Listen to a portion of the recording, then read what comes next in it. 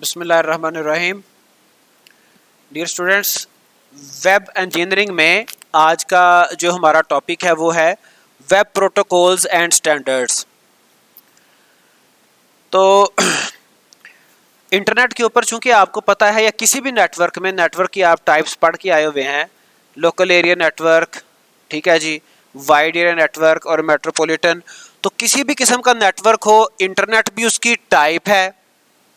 तो हर टाइप के नेटवर्क में कोई ना कोई प्रोटोकॉल्स वर्क कर रहे होते हैं, ट्रैफिक होती है, वहाँ पे डाटा ट्रैवल कर रहा होता है, डाटा ट्रांसपोर्ट हो रहा होता है, किसी एक सिस्टम से दूसरे सिस्टम पे ट्रांसफ़र हो रहा होता है। तो उसमें कोई ना कोई प्रोटोकॉल्स वर्क करते हैं, ठीक है। तो आज के लेक्चर में हम इंटरनेट के, वेब के कुछ प्रोटोकॉल्स देखेंगे और साथ जो स्टैंडर्ड्स यहाँ पे वर्क करते हैं उनको हम देखेंगे। तो सबसे पहले हम देखते हैं स्टैंडर्ड क्या होता है। A standard is a level of quality और achievement, especially a level that is thought to be acceptable. ठीक है जी, कुछ एक्सेप्टेबल स्टैंडर्ड्स होंगे, कुछ एक्सेप्टेबल लेवल्स होंगे एक्चुअली। तो उन लेवल्स को बनाने के लिए, उन स्टैंडर्ड्स को सेट करने के लिए कोई ना कोई अथॉरिटी भी होनी चाहिए। We use standards in order to जज the quality of something else. जिस तरह से हमारे रियल लाइफ में हर जगह पे जहाँ पर प्रोडक्शन हो रही हो वहाँ पर कोई ना कोई क्वालिटी कंट्रोल का इदारा भी होता है, ठीक है। वो ये चेक एंड बैलेंस रखते हैं कि जो भी प्रोडक्शन आ रही है उसमें कोई स्पेसिफिक क्राइटेरियंस, स्पेसिफिक उसमें करैक्टरिस्टिक्स पाई जाती हैं या नहीं, उसकी बेस पे डिसाइड करते हैं, ठीक है, कि इसका स्टैंडर्ड अचीव हुआ या नहीं। प्रोटोकॉल क्या है? Protocol is a system of rules that about the correct way to act in formal situations. हर काम को करने का एक कोई राइट वे होता है, दुरुस्त तरीका होता है, तो वो प्रोटोकॉल के थ्रू ही अचीव किया जाता है। और protocol is a set of rules for exchanging information between computers. तो कंप्यूटर्स में भी कुछ प्रोटोकॉल्स पाए जाते हैं जिनको फॉलो करते हुए कंप्यूटर्स में इंफॉर्मेशन एक्सचेंज होती है। आपको मैं एग्जांपल देता हूं कि आज से चंद साल पहले जो हमारे ये मोबाइल कंपनीज, उसमें हम मैसेज सेंड करते थे। तो मैसेज सेंड जो हम करते थे, तो सेंडर को मैसेज जब रिसीव हो जाता था हमें उसका एक फीडबैक भी आता था कि your message has been sent. अब वो आजकल नहीं आता, ठीक है। डिलीवर तो खैर हो जाता है। अब व्हाट्सएप पे देख रहे हैं, व्हाट्सएप पे कुछ उन्होंने प्रोटोकॉल्स बना दिए हैं। आपका मैसेज उसको गो के हम चेंज कर सकते हैं, उसके कुछ हैक्स भी हैं, उसमें कुछ प्राइवेसी लगा सकते हैं, लेकिन बाय डिफ़ॉल्ट उनकी क्या सेटिंग है कि जब मैसेज डिलीवर होता है तो उस वक्त आम तौर पे जो मैसेज रेलिवेंट मैसेज है उस पर वो एक टिक लगा देते हैं, आपकी तरफ से डिलीवर हुआ। जब मैसेज पहुंच गया तो वो 2 टिक लग जाते हैं, ठीक है। जब उस पर्सन ने, रिसीवर ने उसको रीड कर लिया फिर वो ब्लू हो जाता है, ठीक है। तो ये बेटा, ये कुछ प्रोटोकॉल्स, ये सिर्फ मैंने आपको एग्जांपल दी है। इस तरह से इसके अलावा बेशुमार प्रोटोकॉल वर्क कर रहे होते हैं, रूल्स एंड रेगुलेशन। इसको आप रियल वर्ल्ड में जो हमारी रोड के ऊपर ट्रैफिक होती है उससे भी अंडरस्टैंड कर सकते हैं। आप किसी जीटी रोड पे जाएं, मोटरवे पे जाएं, वहां पर कोई ना कोई ट्रैफिक रूल्स होंगे। अगर आप उनको वायलेट करेंगे तो आप अपने आप के लिए भी, दूसरों के लिए भी प्रॉब्लम क्रिएट कर रहे हैं, ठीक है। तो इंटरनेट पे भी चूंकि डाटा ट्रैवल करता है, ट्रैफिक होती है, उसके लिए भी प्रोटोकॉल्स रिक्वायर्ड होंगे। A network or internet protocol defines rule and agreements for communication between network devices. The internet protocol family contains a set of related network protocols, और उनमें से ऐसा नहीं है कि कोई एक, चूंकि उनमें से कुछ हम प्रोटोकॉल पढ़ेंगे भी आगे, कि एक प्रोटोकॉल अगर इस्तेमाल हो रहा है तो दूसरा नहीं होगा। ये सेट ऑफ प्रोटोकॉल्स हैं, मिलके काम कर रहे होते हैं, ठीक है। As client server is basic architecture for internet, जैसा कि लास्ट लेक्चर में हमने देखा था, client server architecture, N tier, N layer architecture देखा था। N layer architectures thus formed are still principally based on the client server। तो basic जो स्ट्रक्चर है, बेसिक जो आर्किटेक्चर है वो क्लाइंट सर्वर है। इवन जो जो एन लेयर आर्किटेक्चर है वो भी क्लाइंट सर्वर के ऊपर बेस करता है। क्लाइंट सर्वर उसमें भी बेसिक कंपोनेंट्स के तौर पे, प्राइमरी कंपोनेंट्स के तौर पे रोल प्ले कर रहे होते हैं। अब ये स्टैंडर्ड्स, ये प्रोटोकॉल्स मेंटेन कौन करता है? कोई ना कोई इदारा तो होना चाहिए ना। जैसे मैंने आपसे बात की ट्रैफिक की, ट्रैफिक रूल्स की बात की, रोड के ऊपर जाने के लिए कोई ना कोई रूल्स हमें फॉलो करना पड़ते हैं। तो पाकिस्तान में एक डिपार्टमेंट है ट्रैफिक पुलिस का, वो उसको स्टैंडर्ड्स को मेंटेन करता है, बनाता है, उन प्रोटोकॉल्स को बनाता है, ठीक है। और फिर उन प्रोटोकॉल्स को इम्प्लीमेंट करने के लिए उन्होंने कुछ अपने वार्डन्स रखे हुए हैं या कोई और उनके मैनेजर्स, जो भी उनके पर्सनल्स हैं, जो भी उनके एम्प्लॉयज़ हैं। तो इंटरनेट के स्टैंडर्ड्स और प्रोटोकॉल कौन बनाता है? There are two main groups, the world wide web consortium, consortium कहते हैं इदारा को, ऐसा इदारा, ऐसी ऑर्गेनाइजेशन जिसका काम ही स्टैंडर्ड्स बनाना है, is the main international standards organisation for the world wide web. ठीक है जी। तो W3 इसको कहा जाता है, W3C, world wide web consortium को एब्रीवेट किया जाता है W3C। ठीक है, एक तो इदारा इसमें ये है, और दूसरा है internet standards are created and published by the internet engineering task force. फिर ये जो स्टैंडर्ड्स हैं ये IETF, ये भी इनको एनफोर्स करता है, ये इदारा भी स्टैंडर्ड्स क्रिएट कर रहा है, W3C एंड IETF। अब आगे आ गए internet protocols. Web browser send a request and this request triggers a reply from a web server. तो जो ब्राउजर है वो आमतौर पे कोई ना कोई यूजर ब्राउजर को यूज करता है, कोई भी ब्राउजर हो सकता है, गूगल क्रोम, मोजिला, बेशुमार ब्राउजर्स आप यूज करते हैं। तो उस ब्राउजर को यूज करते हुए क्लाइंट रिक्वेस्ट सेंड करता है और सर्वर जो है वो उस रिक्वेस्ट को फुलफिल करता है। हमें आइडिया नहीं है चीज़ों का, लेकिन हम डेली बेसिस पे बेशुमार सर्वर्स के साथ इंटरेक्ट कर रहे होते हैं। जब हम व्हाट्सएप यूज करते हैं हम एक सर्वर के साथ इंटरेक्ट करते हैं, जब हम फेसबुक यूज करते हैं फेसबुक सर्वर के साथ हम इंटरेक्ट कर रहे होते हैं, उसको रिक्वेस्ट भेजते हैं। अगर हम बोर्ड की वेबसाइट को यूज करें कोई एडमिशन भेजने के लिए, कोई डेटशीट देखने के लिए, तो उस वक्त हम क्या करते हैं? हम एक सर्वर के साथ इंटरेक्ट करते हैं, उसको रिक्वेस्ट भेजते हैं।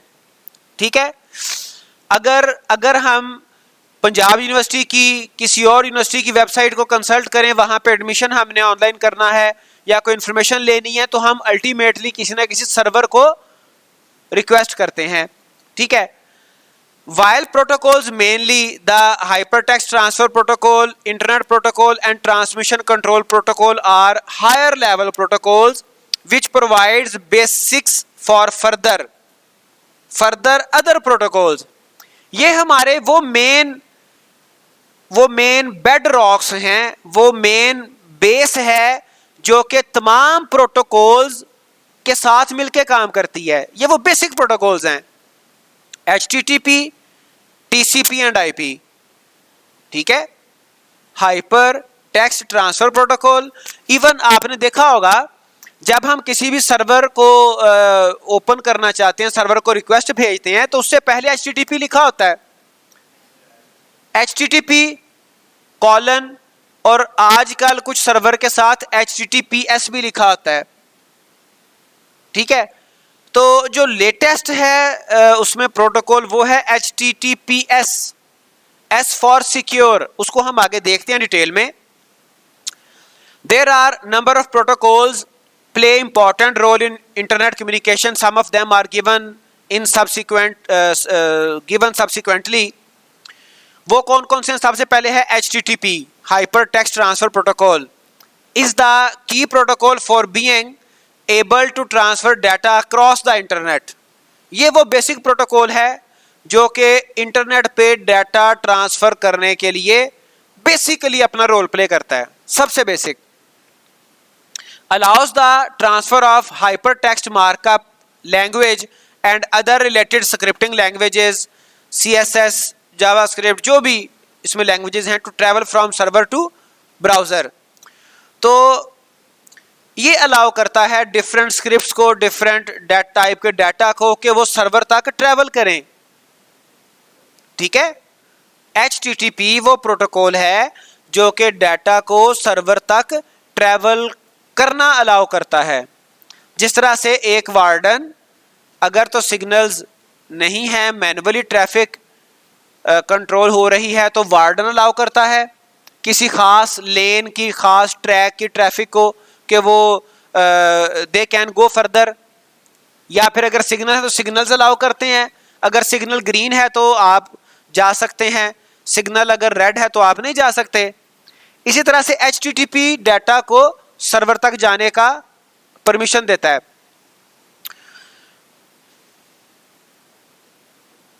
जी बेटा, उसमें मैं आपको पहले बता चुका हूं कि ये बेसिक प्रोटोकॉल है। जैसे आपका क्वेश्चन आया कि जी इसमें सिर्फ टेक्स्ट वाला डाटा होगा या वीडियो ऑडियो, तो बेसिक प्रोटोकॉल तो HTTP है। अब वीडियो ऑडियो के लिए कुछ और प्रोटोकॉल्स भी होंगे, वो हम आगे देखते हैं। ठीक है, ये वो बेसिक है जो कि हर एक के साथ ये रोल प्ले करेगा। लेकिन वीडियो के लिए, ऑडियो के लिए, बाकी चीज़ों के लिए अगर मेल आ जाती है, अगर वीडियो स्ट्रीमिंग आ जाती है, तो वहां पर कुछ और भी प्रोटोकॉल्स होंगे जो कि मिलके आपस में काम करते हैं। The hypertext transfer protocol secure HTTPS protocol facilitates a secure communication over network. तो इनमें से अब एक HTTPS प्रोटोकॉल है। ठीक है, HTTPS जो कि उसका HTTP का सिक्योर वर्जन है। इसमें कुछ एक्स्ट्रा सिक्योरिटी को फैसिलिटेट किया गया है, मैनेज किया गया है। Strictly speaking HTTPS is a layer on top of HTTP using secure socket layer. तो ये HTTP के ऊपर एक सिक्योर लेयर बिल्ट कर दी गई है। तो ये जो HTTPS है ये बेसिकली HTTP, तो HTTPS जो है ये बेसिकली HTTP के ऊपर ही एक सिक्योर सॉकेट लेयर इंप्लीमेंट की गई है जो कि सिक्योरिटी को अचीव करता है, इंश्योर करता है। सिर्फ सिक्योर वेबसाइट, सिक्योर सर्वर्स को ही रिक्वेस्ट जाती है। उसके बाद है SSL, जो हमने अभी प्रीवियस देखा कि HTTP के ऊपर एक लेयर है।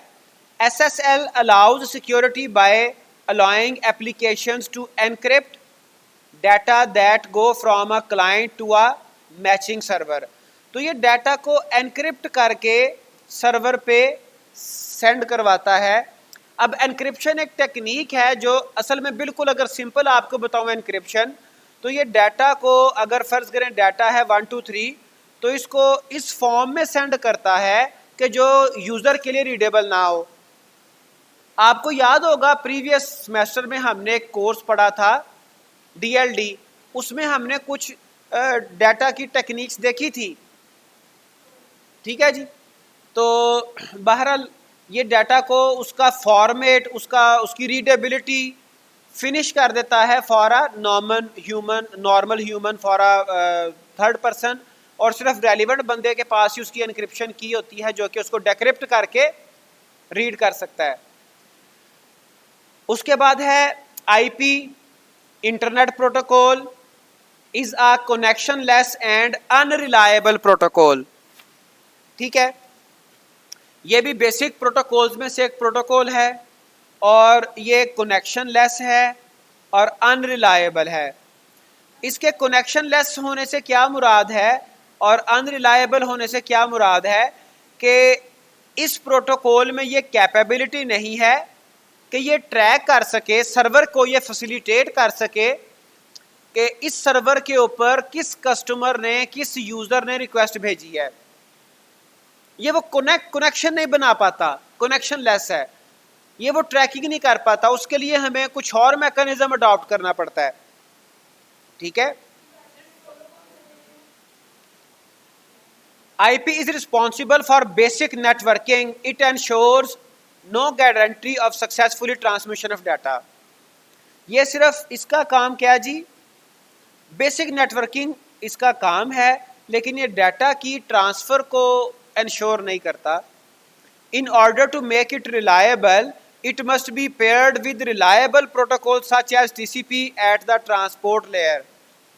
तो इसको रिलायबल बनाने के लिए हमें इसके साथ TCP प्रोटोकॉल को भी यूज़ करना पड़ता है, जो कि ट्रांसपोर्ट लेयर के ऊपर आपने देखी होंगी, ISO लेयर्स देखी होंगी, ठीक है, और HTTP लेयर्स देखी होंगी। कितनी लेयर्स होती हैं? एक जो मॉडल है वो ISO का मॉडल है, OSI model, open system interconnection, और दूसरा TCP/IP का मॉडल है।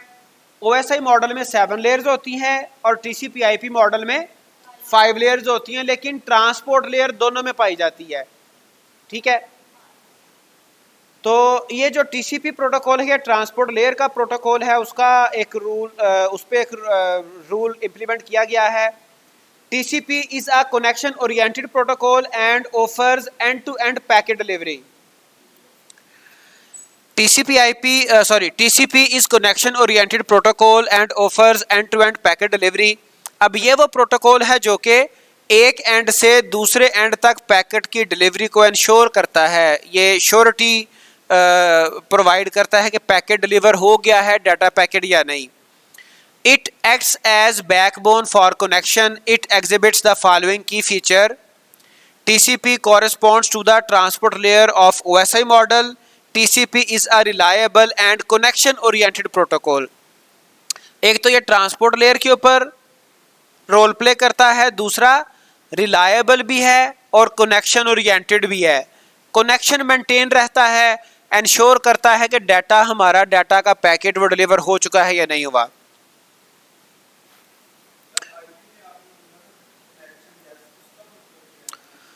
कनेक्शन लेस से मुराद ये है कि वो सिर्फ और सिर्फ नेटवर्किंग करवा रहा होता है, नेटवर्क्स का स्ट्रक्चर बना रहा होता है, लेकिन वो कनेक्शन मेंटेन नहीं करता। कनेक्शन के लिए उसको TCP/IP के साथ काम करना पड़ता है। इसलिए आपने देखा होगा कि जहां पर भी ये TCP का वर्ड है वहां पे TCP/IP इकट्ठा लिखा होता है, लेकिन दरमियान में स्लैश होती है। व्हाट डज इट मीन कि दो डिफरेंट प्रोटोकॉल हैं, लेकिन वो अपना टास्क सक्सेसफुली एफिशिएंटली मुकम्मल करने के लिए इकट्ठे रोल प्ले कर रहे होते हैं, इकट्ठे वर्क कर रहे होते हैं। आइडेंटिफाई करने के लिए IP आइडेंटिफाई कर रहा होता है नोड्स को, डिवाइसेस को, ठीक है, और उन डिवाइसेस के दरमियान कनेक्शन TCP बना रहा होता है। IP is responsible for basic networking, ठीक है, ये नेटवर्क्स की नोड्स को आइडेंटिफाई करता है, और जो TCP है वो कनेक्शन बनाता है। आप इसको यूं समझ सकते हैं कि अगर किसी एक रिसीवर के पास कोई भी लेटर आता है और उसके ऊपर सेंडर का नाम नहीं लिखा हुआ, ठीक है, तो उसे डाटा तो मिल गया लेकिन उसे ये नहीं पता आया कहां से है, ठीक है जी। तो इस डेफिशिएंसी को ओवरकम करने के लिए TCP प्रोटोकॉल यूज किया जाता है, ट्रांसमिशन कंट्रोल प्रोटोकॉल यूज किया जाता है। IP का काम क्या होता है? सेंडर और रिसीवर आइडेंटिफाई करना, उनके एड्रेसेस को आइडेंटिफाई करना और उनके दरमियान कनेक्शन बनाना TCP/IP का काम है। TCP offers connection oriented end-to-end packet delivery। TCP ensures reliability by sequencing bytes with the forwarding acknowledgement number that indicates to the destination the next byte the source expect to receive। अब ये क्या करता है? एक तो bytes की sequencing होती है और जितने भी पैकेट्स होते हैं उनमें नंबरिंग भी पाई जाती है और इसमें एक्नॉलेजमेंट भी पाई जाती है, ठीक है जी। और ये भी बताता है कि इसके बाद नेक्स्ट बाइट सोर्स कौन सा एक्सपेक्टेड है जो कि रिसीव होना है, यानी कि डिफरेंट पैकेट्स की आपस की नंबरिंग भी, डाटा, अब जो कोई भी डाटा है लास्ट भी तो नहीं है वो इकट्ठा एक ही पैकेट में ट्रेवल हो जाए। सम टाइम डाटा को छोटे पैकेट्स में सेंड किया जाता है, तो उसकी नंबरिंग और उसमें सीक्वेंसिंग, एक्नॉलेजमेंट सारी TCP ऑफर कर रहा होता है। उसके बाद है टेलनेट। टेलनेट एक और प्रोटोकॉल है इंटरनेट का, ये है काफी पुराना। The telnet lets you connect to a remote computer and work as if you were sitting in front of your computer. तो ये रिमोटली यानी कि बजरिया इंटरनेट, बजरिया with no connection, direct physical connection, remote computer के साथ connection बनाने के काम आता है. This is another old technology first invented in 1969. By default, Telnet does not encrypt data sent over the network, so use with caution. तो ये भी एनक्रिप्शन इसमें भी नहीं होती. ये पुराना टेलनेट जो है ये प्रोटोकॉल है और ये रिमोटली कंप्यूटर्स को कनेक्ट करने के लिए यूज किया जाता है. उसके बाद है SMTP, simple mail transfer protocol. Combined with POP3 or IMAP allows us to send and receive emails. अब जैसे आपको पहले बताया कि कोई एक प्रोटोकॉल नहीं है, अब ये जो SMTP है ये मेल सेंड करने के लिए रोल प्ले करता है. अब मेल इटसेल्फ डाटा तो है, तो व्हाट डज इट मीन कि उसमें HTTP HTTPS भी रोल प्ले करेगा और उसके साथ SMTP भी रोल प्ले करेगा. और इवन SMTP के साथ एक POP3 है, आगे हम देखते हैं उसको, थर्ड वर्जन है POP का, तो वो भी यूज होता है. और IMAP भी, इन दोनों में से कोई एक यूज होता है ईमेल सेंड करने के लिए. It transfer email amongst computers. उसके बाद POP3, post office protocol, 3 for version, provides basic client server feature that help the user download email from a POP email server to computer. ठीक है, तो ये POP का काम क्या होता है कि ये ईमेल सर्वर से लोकल कंप्यूटर पे ईमेल डाउनलोड करवाने में ये हेल्प करता है, और जब हमने ईमेल सेंड करनी है, डाटा अपलोड करने में भी इसका रोल प्ले करता है. The main purpose of the protocol is to allow users to access their email more freely. जो भी उनका ईमेल सर्वर है, हम मोस्टली जीमेल को यूज करते हैं, हॉटमेल को यूज करते हैं, इसके अलावा डिफरेंट सर्वर्स हो सकते हैं. यूनिवर्सिटीज के जो सर्वर्स होते हैं वो भी अपने जो फैकल्टी मेंबर्स हैं, जो मैनेजमेंट है, उसको ईमेलिंग की फैसिलिटी प्रोवाइड करते हैं. बल्कि बेशुमार ऑर्गेनाइजेशंस जिनके सर्वर्स हैं वो अपने यूज़र्स, अपने क्लाइंट्स और अपने एम्प्लॉयज़ या अपने जो भी उनके साथ स्टेक होल्डर्स हैं उनको वो ईमेलिंग की फैसिलिटी प्रोवाइड कर रहे होते हैं. IMAP for Internet Message Access Protocol. This protocol provides a richer set of features when compared to POP3. तो ये POP3 के कंपैरिजन में इंटरनेट मैसेज एक्सेस प्रोटोकॉल है, एक प्रोटोकॉल जो कि POP3 से ज़्यादा एडवांस्ड है. Worth mentioning that although IMAP and POP3 both help to manage email, they cannot function together. That is, the user must choose one or the other. या तो IMAP या फिर POP, दोनों उससे ज़्यादा एडवांस्ड है. IMAP एडवांस्ड है. अब इसके साथ SMTP तो आना ही आना है. अब SMTP के साथ या तो IMAP होगा या POP होगा. IMAP का 4th वर्जन है और POP का 3rd. RTSP, real time streaming protocol. अब इसके नाम से जाहिर है ये स्ट्रीमिंग में ये रोल प्ले करता है. The real-time streaming protocol represents a standard published by the Internet Engineering Task Force and is designed to support the delivery of multimedia data in real-time conditions. तो जो हमारा मल्टीमीडिया डाटा है, audio, video, उनको real time conditions में forward करने के लिए, transfer करने के लिए RTSP यूज़ किया जाता है. Live streaming, real time, live एक ही बात है. In contrast to HTTP, RTSP allows the transmission of resources to the client in a timely context rather than delivering them in their entirety. तो ये इसका मेन जो टारगेट होता है, मेन जो फोकस होता है वो टाइम होता है कि टाइमली वो डाटा को सेंड करे.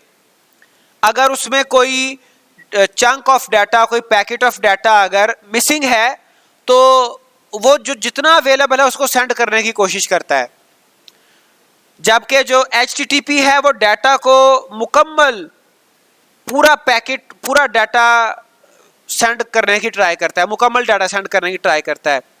This transmission form is commonly called streaming. For example, we can implement function people are familiar with from hi-fi devices such as pause, fast forward or rewinding, playback or reposition playback to a future or past point of time। तो इसमें चूंकि ये streaming हो रही होती है, ये हमारा रियल टाइम जो है वो मल्टीमीडिया डाटा है, तो इसमें हम अपने स्ट्रीमिंग को, वीडियो को जो लाइव स्ट्रीमिंग चल रही है उसको पॉज कर सकते हैं, फॉरवर्ड कर सकते हैं, उसको बैकवर्ड कर सकते हैं। तो ये सारे। नेक्स्ट है जी इंटरनेट प्रोटोकॉल्स में सेशन ट्रैकिंग। अब जो हमने बात की थी कि जो आईपी है वो कनेक्शन लेस प्रोटोकॉल है और उसके लिए टीसीपी को हम यूज करते हैं। टीसीपी हमारा कनेक्शन ओरिएंटेड है। असल में होता ये है कि जब सर्वर के ऊपर कोई भी क्लाइंट, उसका टाइम स्टार्ट होता है या यहाँ सर्वर के ऊपर कोई क्लाइंट पहुंचता है, तो जब उसका टाइम स्टार्ट होता है ना, उस वक्त से लेके उसके टाइम एंड तक उसने क्या क्या कुछ किया, क्या क्या एक्टिविटीज परफॉर्म की, क्या डाटा अपलोड किया, क्या डाटा डाउनलोड किया, इसको ट्रैक करना बड़ा जरूरी होता है। That concept is called session trekking. कि किसी यूजर ने किसी सर्वर के ऊपर जब वो रिक्वेस्ट की, जब वो पहुंचा, उस वक्त से लेके जब वो उसने सर्वर को लीव किया तब तक उसने क्या किया, क्या क्या फंक्शनैलिटी परफॉर्म की। आप जीमेल लॉगिन करते हैं, लॉगिन करने से लेके लॉग आउट होने तक आपका एक सेशन होता है।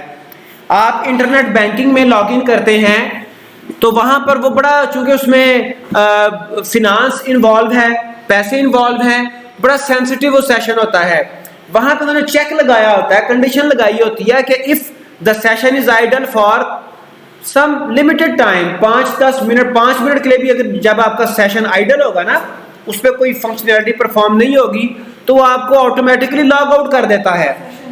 ठीक है, तो ये है सेशन, ये कॉन्सेप्ट है सेशन का। इसको ट्रैक करना बड़ा जरूरी है। Interactive web applications must be able to distinguish requests by multiple simultaneous users and identify related requests coming from the same user। तो एक टाइम में मल्टीपल साइमल्टेनियस यूजर्स भी हो सकते हैं, मल्टीपल यूजर्स भी हो सकते हैं, और एक यूजर की तरफ से भी मल्टीपल रिक्वेस्ट उस सर्वर के ऊपर एग्जिस्ट कर सकती हैं। उन सबको ट्रैक करना जरूरी होता है। The term session is used to define such a sequence of related HTTP requests between a specific user and a server within a specific time window। तो जब लॉगिन हुआ, लॉग आउट हुआ, वो टाइम विंडो है।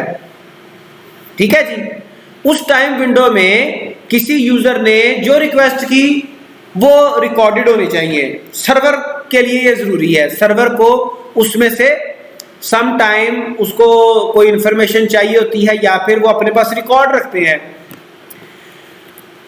अभी थोड़ा सा ये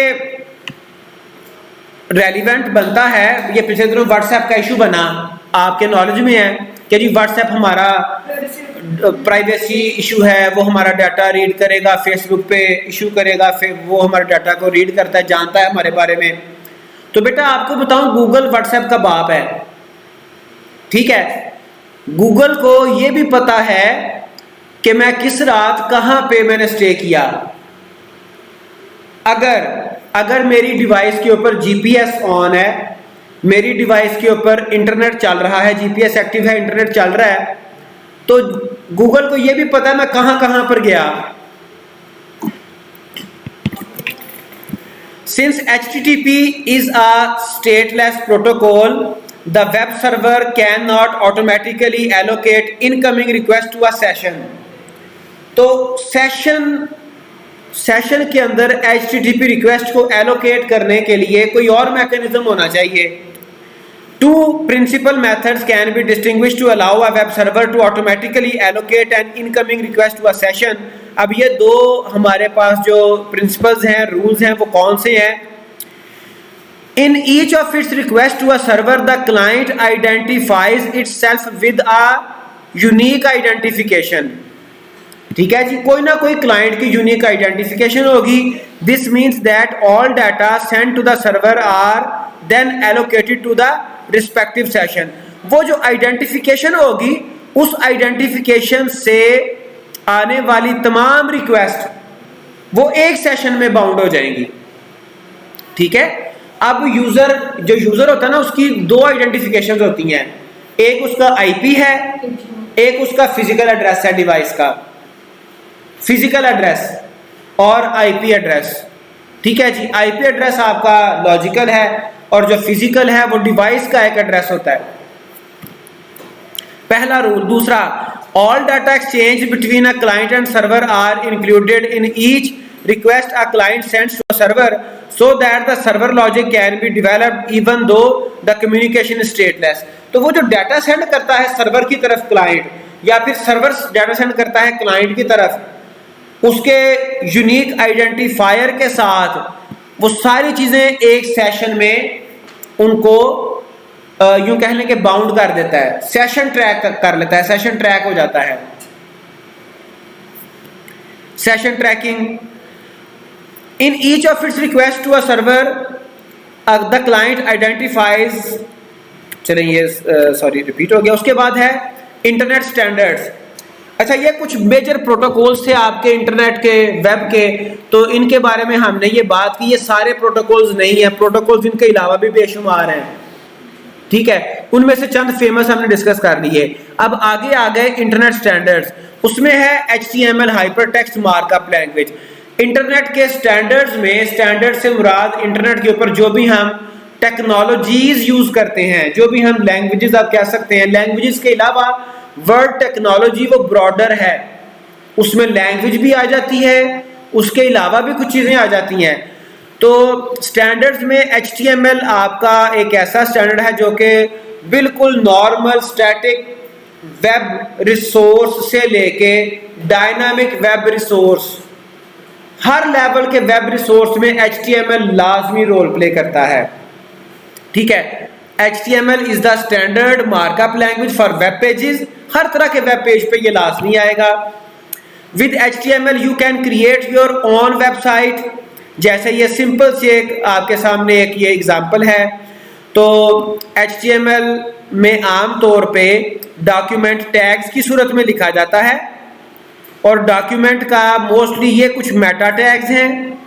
मेटा टैग्स आमतौर पे जो कंक्रीट डॉक्यूमेंट है HTML का, वो HTML टैग से स्टार्ट होता है और HTML टैग से ही क्लोज होता है. और इसका क्लोजिंग टैग ये फॉरवर्ड स्लैश के साथ रिप्रेजेंट किया जाता है. और इसके दो मेजर फर्दर HTML में सेक्शंस होते हैं. एक बॉडी सेक्शन होता है और बॉडी के अलावा एक है हेड सेक्शन, HEAD. तो हेड सेक्शन में कुछ डॉक्यूमेंट की मेटा इंफॉर्मेशन आती है, कुछ मेटा टैग्स आते हैं. ठीक है जी. तो ये एक स्टैंडर्ड है इंटरनेट का. फिर CSS है. बड़ा इंटरेस्टिंग एक क्वेश्चन है जी कि ये जो हमने टैग्स लगाए हैं इनका क्या पर्पस है. तो एक सिंपल सा आंसर मैंने आपको किया कि HTML डॉक्यूमेंट में जब आप सिंपल टेक्स्ट भी लिख दें विदाउट टैग्स तो वो भी डिस्प्ले हो जाएगा. फिर इन टैग्स का क्या पर्पस है. देखें, ये आपकी क्लास बैठी हुई है. अब आपके यहाँ पर प्राइवेट इंस्टीट्यूट्स में ऐसा नहीं होता. गवर्नमेंट इंस्टीट्यूट्स में क्या होता है, गवर्नमेंट इंस्टीट्यूट्स में ये है जी जनाब, कुछ बच्चे रजिस्टर्ड बैठे हुए हैं. ठीक है, रजिस्टर्ड हैं, वो उनके अटेंडेंस रजिस्टर में उनका रिकॉर्ड मौजूद है. कोई एक दो बच्चे किसी रेफरेंस के साथ वो लेट हो गए, उनका अगर हम 9th 10th की बात करें, सेकेंडरी क्लासेस की बात करें, गवर्नमेंट कॉलेजेस में आप हायर सेकेंडरी क्लासेस की बात करें, वो गवर्नमेंट कॉलेजेस हैं. कोई स्टूडेंट जो है वो लेट हो गया, एडमिशन नहीं करवा सका या वो अफोर्ड नहीं करता. अब वो किसी ना किसी लिंक से क्या करेगा, वो प्रोफेसर से, टीचर से बात करके प्राइवेट कॉलेज अटेंड कर लेगा, क्लास अटेंड कर लेगा, लेकिन उसका एडमिशन जो है वो प्राइवेट चला जाएगा. ठीक है। लेकिन कॉलेज के किसी भी रिकॉर्ड में उस बच्चे को रेफर नहीं किया जा सकता। वो आता है, नहीं आता, एक बराबर। ठीक है, वो टेस्ट में अपीयर होता है, 100/100 मार्क्स लेता है, वो रिजल्ट में डिस्प्ले नहीं किया जा सकता। इसी तरह से HTML डॉक्यूमेंट में जब कोई भी टेक्स्ट आप विदाउट टैग लिखते हैं तो आप उस टेक्स्ट को रेफर नहीं कर सकते। वो टेक्स्ट आपका लावारिस है, उस टेक्स्ट के ऊपर आप कोई स्टाइलिंग अप्लाई नहीं कर सकते। आपने CSS थोड़ी सी पढ़ ली है, CSS में, ठीक है, उसको हम उसके ऊपर कोई स्टाइल अप्लाई नहीं कर सकते। CSS आपने पढ़ी है, CSS में सिलेक्टर का कॉन्सेप्ट आपको है। सिलेक्टर क्या होता है? कोई टैग होता है, ठीक है, कोई टैग है तो सिलेक्टर यूज होता है ना। जैसे आपने CSS में स्टाइलिंग लिखी, आपने लिखा ये आपका P टैग क्या है जी, ये आपका सिलेक्टर है, पैराग्राफ टैग। इसके लिए आपने कुछ स्टाइल्स लिख लिए, ठीक है, जो भी स्टाइल्स आपने लिखे। अब ये कोई टेक्स्ट है जो कि टैग में लिखा ही नहीं है, उसको रेफर कैसे करेंगे? वो रेफर नहीं होगा। बिल्कुल वैसे जैसे मैं आपको गवर्नमेंट इंस्टीट्यूट्स में बैठने वाले प्राइवेट स्टूडेंट्स की बात में एग्जांपल मैंने आपको दी, वो किसी रेफरेंस से, टीचर के रेफरेंस से, प्रोफेसर के रेफरेंस से बैठ तो गए, लेकिन कॉलेज के रिकॉर्ड में है ही नहीं। ठीक है, टीचर उनको लीगली कोई फाइन नहीं कर सकता, टीचर उनका जो रिजल्ट है वो नोटिस बोर्ड पे डिस्प्ले नहीं कर सकता। बात समझ आई? टैग्स आपने पढ़े होंगे तो W3 से आपको बताया वो स्टैंडर्ड्स बनाता है। टैग्स कुछ ऐसे हैं जिनका क्लोजिंग टैग हम लिखते नहीं है। आपने हॉरिजॉन्टल रूलर देखा होगा, HR टैग पढ़ा है कि नहीं पढ़ा? नहीं पढ़ा, ठीक है, सिंगुलर टैग। अब इनका अगर हम क्लोजिंग टैग चूंकि होता नहीं है तो ये ऐसे भी चलते हैं, लेकिन W3C स्टैंडर्ड्स के अकॉर्डिंग जो सिंगुलर टैग हैं जिनका क्लोजिंग टैग नहीं है, उनके ये जो ये वाला साइन है, डेलीमीटर बोलते हैं इनको वैसे कहीं पे भी, pair of parenthesis, pair of करली braces, pair of square brackets, pair of these signs, इसको हम डेलीमीटर बोलते हैं। ये जो क्लोजिंग डेलीमीटर है, इससे पहले आपने फॉरवर्ड स्लैश लगा देना है according to the W3C standard. लगाना स्टैंडर्ड है, आपने एक स्टैंडर्ड फॉलो किया, अगर नहीं लगाएंगे तो कोई वायलेशन नहीं होगी, कोई प्रॉब्लम नहीं आएगी। ठीक है, इसमें XML आएगा आगे चल के। XML और HTML में बेसिक डिफरेंस क्या है? HTML में सारे टैग्स जितने भी आप यूज करते हैं वो प्री डिफाइंड है, प्री डिफाइंड, ठीक है, वो स्टैंडर्ड टैग्स हैं, उसमें एक टैग भी आप खुद से नहीं लिख सकते। अभी आगे चल के XML आएगा, XML में टैग्स आते हैं यूजर डिफाइंड। ठीक है, XML का पर्पस इंफॉर्मेशन डिस्प्ले करवाना नहीं है, XML का पर्पस है डाटा को कंटेन करना। आपके क्वेश्चन के अकॉर्डिंग मैं XML पे आ जाता हूं। XML was design to store and transport data. XML का पर्पस है ही नहीं डाटा को डिस्प्ले करवाना, इसका पर्पस क्या है? डाटा को स्टोर करना, डाटा को इंटरनेट के ऊपर ट्रांसपोर्ट करवाना। ये डाटाबेसेस के तौर पे भी रोल प्ले करता है XML। ठीक है, XML was design to be both human and machine readable, machine भी इसको रीड कर सकती है। ठीक है, HTML जो टैग्स है ना, जो HTML टैग्स हैं आपके, वो जो आपने लिख दिया मशीन को उससे कोई कंसर्न नहीं, उसमें क्या लिखा है क्या नहीं लिखा। ठीक है, गो के एल्गोरिदम्स लिखे जा सकते हैं उस डाटा को एक्सट्रैक्ट करने के लिए, लेकिन ये जो XML है ये ट्रांसपोर्ट करता है डाटा को, ये डाटा को स्टोर करता है, कंटेन करता है। ठीक है, XML is often used for distributing data over the internet. It is important for all the developers to have a good understanding of XML। अब ये इसका एक एग्जांपल आप देखें, इसमें ये सारे टैग स्टैंडर्ड नहीं है, आप कोई भी टैग यूज कर सकते हैं। मैं यहाँ पे अब शेखुपुरा का किस W3C को, शेखुपुरा को तो नहीं पता, नहीं ना पता, मैं यहाँ पे एक मैं पेरेंट टैग बनाता हूँ शेखुपुरा SKP। ठीक है, तो ये मैं XML में बना सकता हूँ। इस शेखुपुरा, ये हमारा डिस्ट्रिक्ट है फर्ज करें, ठीक है जी, इसका ये क्लोजिंग टैग आ गया। ठीक है, इसके दरमियान मैं इसकी तहसीलें लिख लेता हूँ शेखुपुरा की, उसमें से एक तहसील आ जाएगी शेखुपुरा, दूसरी आ जाएगी तहसील 1 शेखुपुरा, तहसील 2 सफदराबाद एंड सो ऑन। तो यहां पर सिंपल इज दैट कि यहां पर मैं यूजर डिफाइंड टैग लिखता हूं। बेसिक डिफरेंस HTML का और XML का। XML डाटा कंटेन करती है, HTML डाटा डिस्प्ले करवाती है। HTML के डिफरेंट टैग बात कर लें। HTML में पैराग्राफ टैग है, वो जो भी टेक्स्ट लिखा होगा उसको पैराग्राफ की सूरत में शो करवाएगा। उसमें H1 टैग है, वो जो भी टेक्स्ट उसमें लिखेंगे वो उसको हेडिंग की सूरत में शो करवाएगा। ठीक है जी। उसमें B टैग है, उसके दरमियान जो भी टेक्स्ट लिखा होगा वो उसको बोल्ड कर देगा।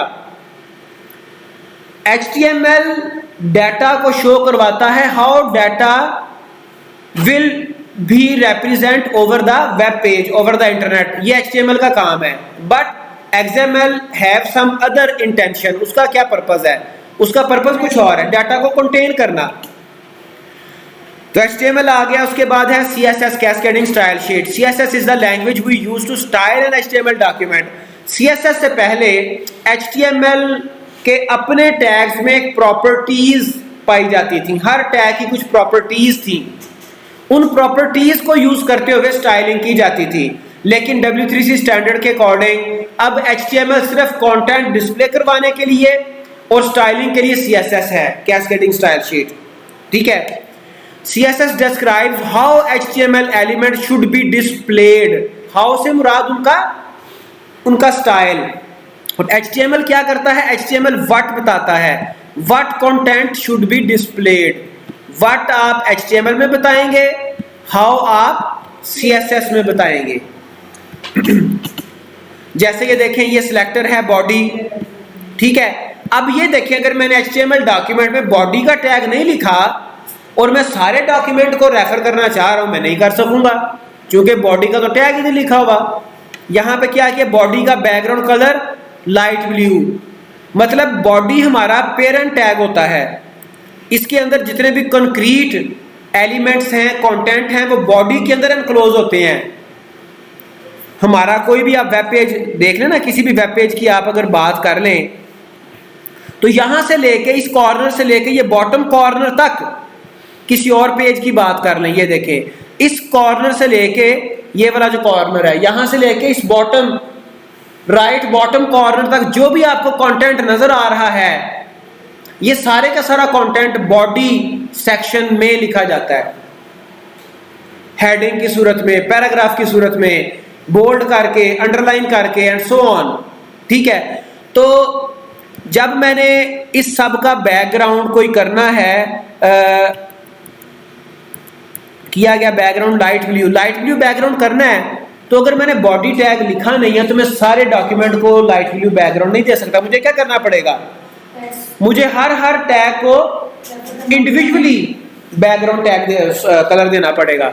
तो ये बेटा असल जो टैग्स हैं उनका पर्पस। बॉडी लिखे टैग्स ना लिखे तब सब पे हो सकता है। बॉडी लिखे टैग्स और बॉडी को रेफर करके इसको लाइट ब्लू कर। हाँ, फिर तो बॉडी के अंदर जितने भी सब टैग आएंगे, आई एम सेइंग कोई टैग ना लिखे, बॉडी के अंदर सारे टेक्स्ट लिखे, उस पे लाइट ब्लू हो जाएगा, सब पे हो जाएगा, बिल्कुल हो जाएगा।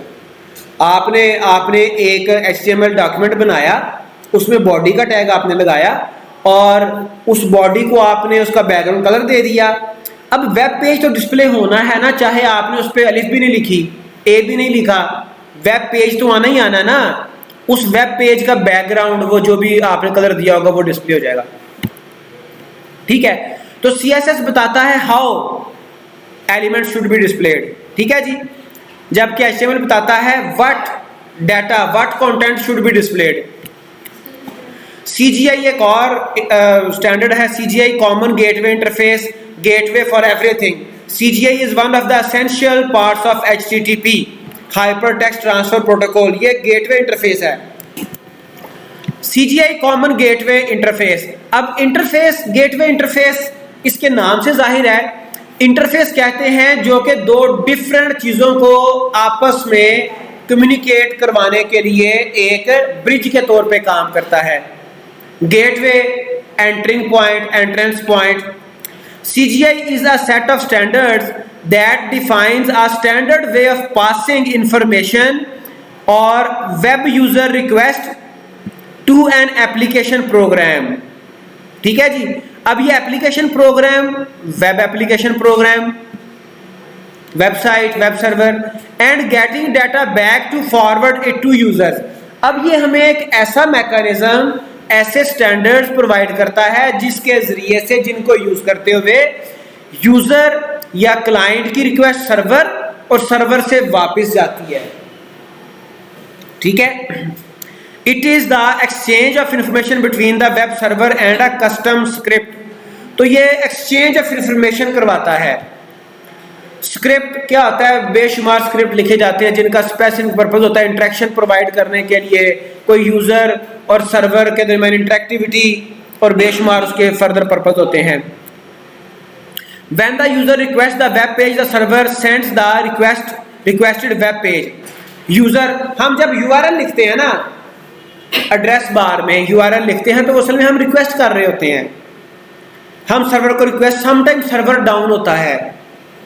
ठीक है, जो बड़े अच्छे सर्वर्स नहीं होते वो अक्सर औकात डाउन होते हैं, तो ऑप्शन आ जाती है, एरर आ जाता है, web page is not available. तो बेटा जब हम ये देखें, सर्वर डाउन होता है, ये वेब ब्राउजर है ना, इसके ऊपर मैं कोई भी एड्रेस लिखता हूं, मैंने लिखा फेसबुक, तो ये मैं फेसबुक के सर्वर को रिक्वेस्ट कर रहा हूं। समटाइम ऐसा होता है, हम कोई सर्वर रिक्वेस्ट करते हैं 22 लाहौर, ठीक है जी, और 22 लाहौर उस वक्त डाउन जा रहा है। ठीक है, सर्वर अवेलेबल नहीं है। अवेलेबल क्यों नहीं है? या तो उसके ऊपर कोई मेंटेनेंस हो रही है या फिर कोई और इशू चल रहा है जिसकी वजह से सर्वर डाउन जा रहा है। बिल्कुल हो सकता है। अब ये पिछले दिनों कुछ एडमिशंस करवाने थे, तो ये देखें 22 का अपना सर्वर चल रहा है जो प्राइमरी, फिर उसकी एक और डोमेन है वो प्राइवेट एडमिशंस के लिए, वो कल परसों से रिस्पॉन्ड नहीं कर रहा। ये देखें this site can't be reached.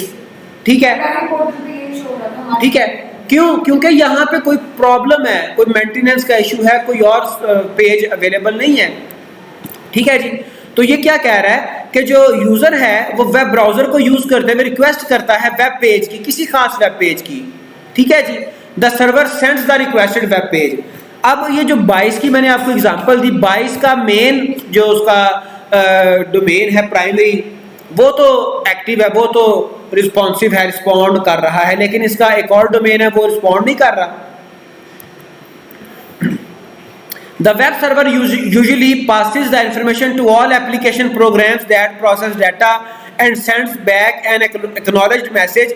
This technique of passing data back and forward between server and application is the common gateway interface.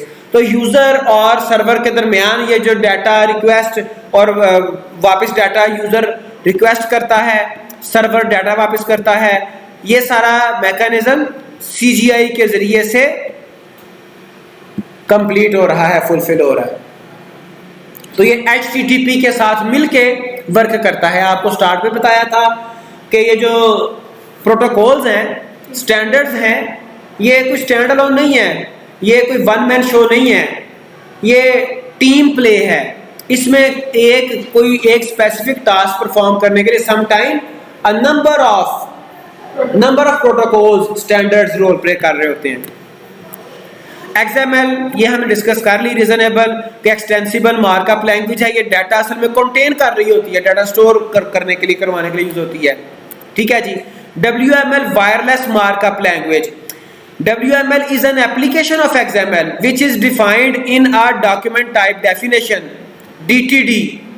ठीक है जी, जो अभी आपको मैंने एक प्रीवियस मिड टर्म पेपर में भी वो टॉपिक ये शामिल था, DTD। ठीक है जी, तो ये XML की एक एप्लीकेशन है। XML की आप इसको कह सकते हैं एक्सटेंशन। ठीक है, फील्ड ये भी XML की तरह से डाटा स्टोर करवाने के लिए यूज होता है, लेकिन स्पेसिफिक एप्लीकेशन है, वायरलेस।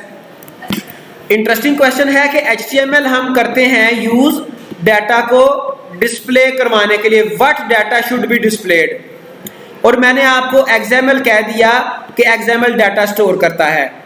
अब जरा देखिएगा केयरफुली, HTML टैग मैंने लिखा पैराग्राफ टैग। ठीक है जी, इसमें जो डेवलपर है वो यहाँ पे टेक्स्ट कोई लिख देता है, टेक्स्ट डेवलपर लिख देता है, website developer, website designer, text लिख दिया, वो वेब पेज पे डिस्प्ले हो जाएगा। एक ऑप्शन ये है। दूसरी ऑप्शन ये है कि आप DBMS से, डेटाबेस से टेक्स्ट लेके आ रहे हैं।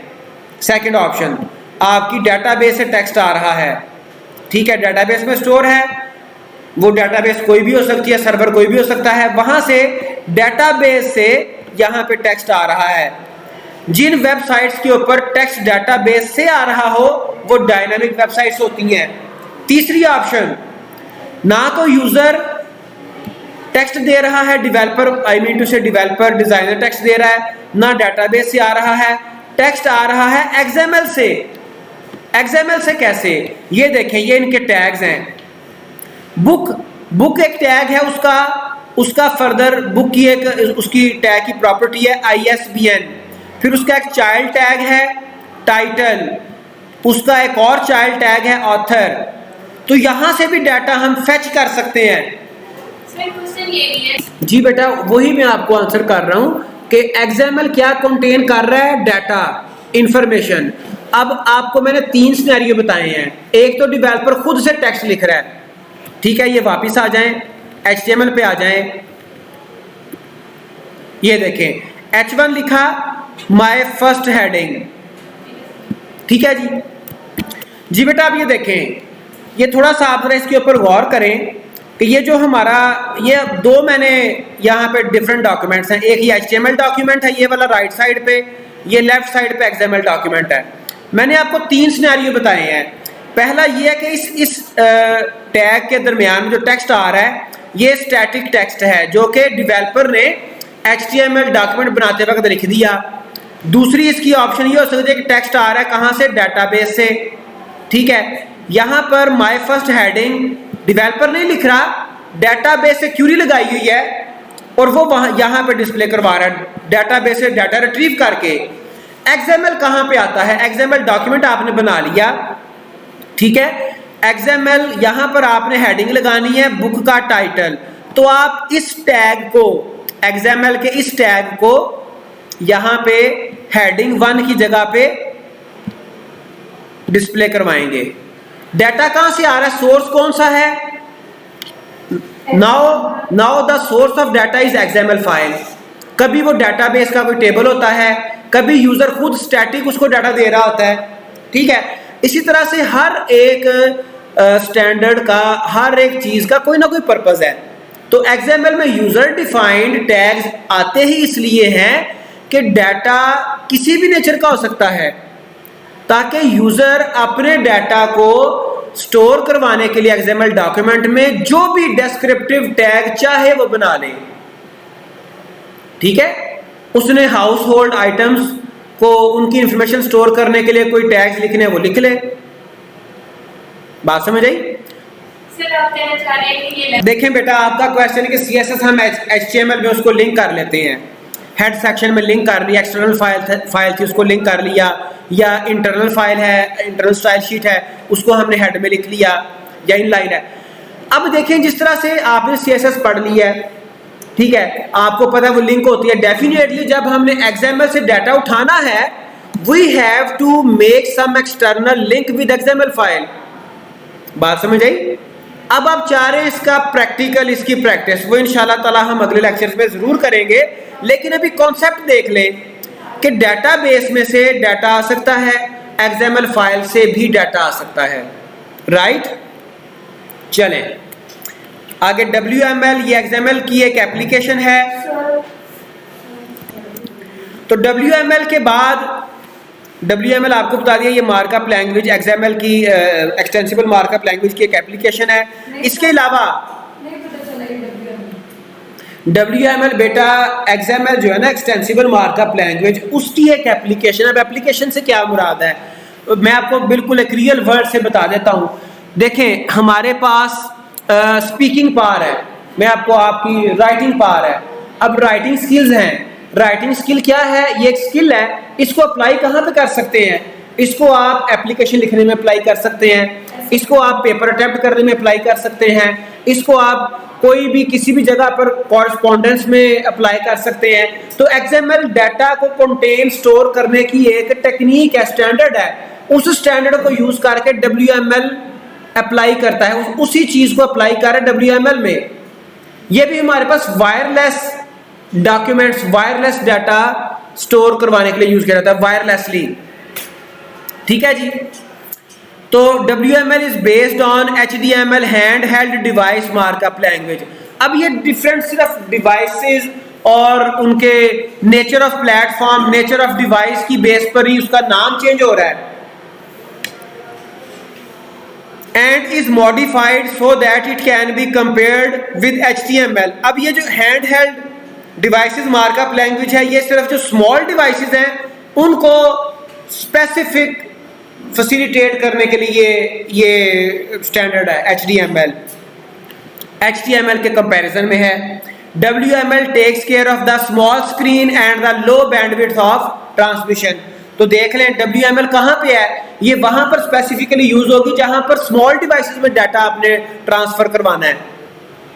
क्योंकि जैसे XML है ना, XML सिर्फ उसका शॉर्टर वर्जन है।